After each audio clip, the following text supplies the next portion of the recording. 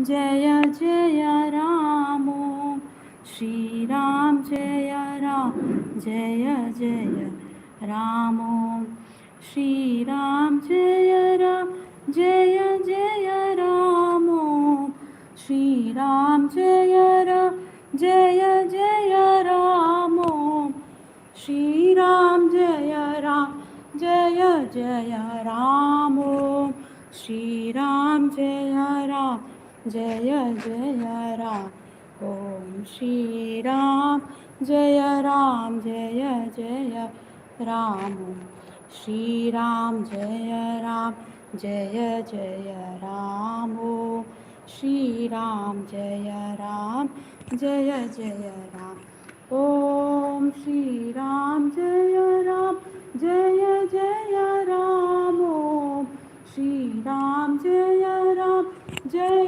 Jai Ram Om Shri Ram Jai Ram Jai Jai Ram Om Shri Ram Jai Ram Jai Jai Ram Shri Ram Jai Ram Jai Jai Ram Om Shri Ram Jai Ram Jai Jai Ram Om Shri Ram Jai Ram Jai Jai Ram Shri Ram Jai Ram Jai Jai Ram Shri Ram Jai Ram Jai Jai Ram Shri Ram Jai Ram Jai Jai Ram Shri Ram Jai Ram Jai Jai Ram Shri Ram Jai Ram Jai Jai Ram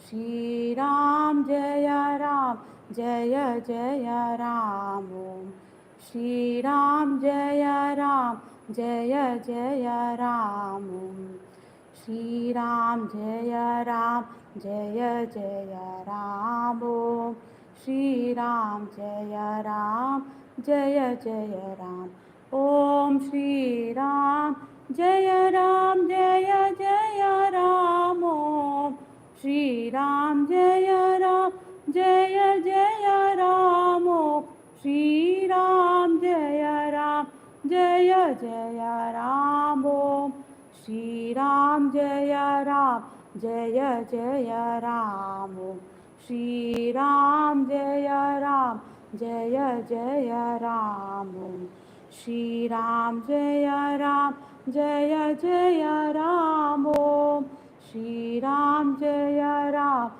Jai Jai Ram Shri Ram Jai Ram Jai Jai Ram Shri Ram Jai Ram Jai Jai Ram Shri Ram Jai Ram Jai Jai Ram Shri Ram Jai Ram Jai Jai Ram Shri Ram Jai Ram Jai Jai Ram Shri Ram Jai Ram Jai Jai Ram Shri Ram Jai Ram Jai Jai Ram Shri Ram Jai Ram Jai Jai Ram Shri Ram Jai Ram Jai Jai Ram Om Shri Ram Jai Ram Jai Jai Ram